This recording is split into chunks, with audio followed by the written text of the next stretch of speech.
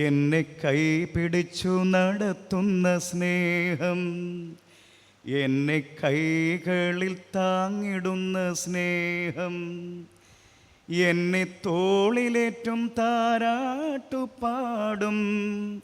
മെല്ലെ ചാഞ്ചക്കമാട്ടുന്ന സ്നേഹം, ആ സ്നേഹം, ആ സ്നേഹം,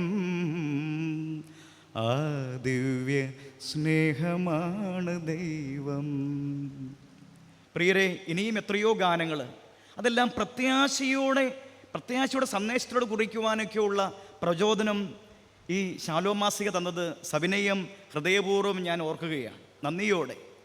ഉള്ളം നൊന്തു നീ തേങ്ങുമ്പോൾ ഉള്ളം കൈയിൽ താങ്ങാം ഞാൻ, ഉള്ളിലെ നൊമ്പര പാടുകളിൽ ചുംബനമേകി തലോടാം ഞാൻ.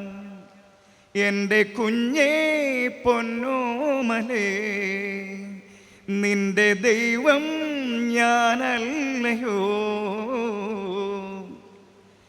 എൻ്റെ കുഞ്ഞേ, നീ കരയില്ലേ, നിന്റെ ദൈവം ഞാനാണെന്നുള്ള ഈ ചിന്തകൾ പങ്കുവയ്ക്കാനുള്ള അവബോധം ശാലോമിൻ്റെ വിവിധ പ്രസിദ്ധീകരണങ്ങളുടെ വിവിധ ലേഖനങ്ങളിലൂടെ ഈ എളിയ ഹൃദയത്തിൽ നിറവായിട്ടുണ്ട്. എങ്ങനെയാ ദൈവത്തോട് നന്ദി പറയേണ്ടത്? പൂർണ്ണ മനസ്സോടും പൂർണ്ണ ഹൃദയമോടും പൂർണ്ണാത്മാവോടും ദൈവമേ അങ്ങേ ഞാൻ സ്നേഹിക്കുന്നു. പരിശുദ്ധ പരമമാം ദിവ്യകാരുണ്യമേ, ഇന്നുമെന്നും അങ്ങേക്കാരാധന.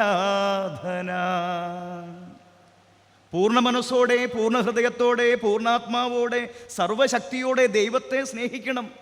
പ്രത്യേകിച്ച് പുണ്യശ്ലോകനായ CJ വർക്കി അച്ഛൻ്റെയൊക്കെ ആ സ്നേഹനിർദ്ദേശത്തിന്, പരിശുദ്ധാത്മ നിവേശിതമായി ആ സ്നേഹനിർദ്ദേശം ഉൾക്കൊണ്ടുകൊണ്ട് വിധേയപ്പെട്ടുള്ള ആ പ്രയാണമൊക്കെ, അതൊക്കെയാണ് ശാലോമിൻ്റെ വിജയത്തിന് ദൈവം കയ്യൊപ്പിടാൻ കാരണമെന്ന് ഞാൻ ചിന്തിക്കുകയാണ്. അടിസ്ഥാനപരമായിട്ട് സംഗീതമൊന്നും പഠിച്ചിട്ടില്ല. എൻ്റെ എളിയ ജീവിതത്തിലും ഈ പരിശുദ്ധ കുർബാനയും പരിശുദ്ധ അമ്മയും അമ്മയുടെ സ്നേഹ ജപമാലയും ഒക്കെയാണ് ഈ എഴുത്തിൻ്റെ പിന്നാമ്പുറത്തുള്ളത്. ഇലപൊഴിയും കാലങ്ങൾക്കപ്പുറം തളിരണിയും കാലമുണ്ട തോക്കണം, കവിളിലൂടൊഴുകുന്ന കണ്ണീരിനപ്പുറം പുഞ്ചിരിയുണ്ടെന്നതും ഓർക്കണം.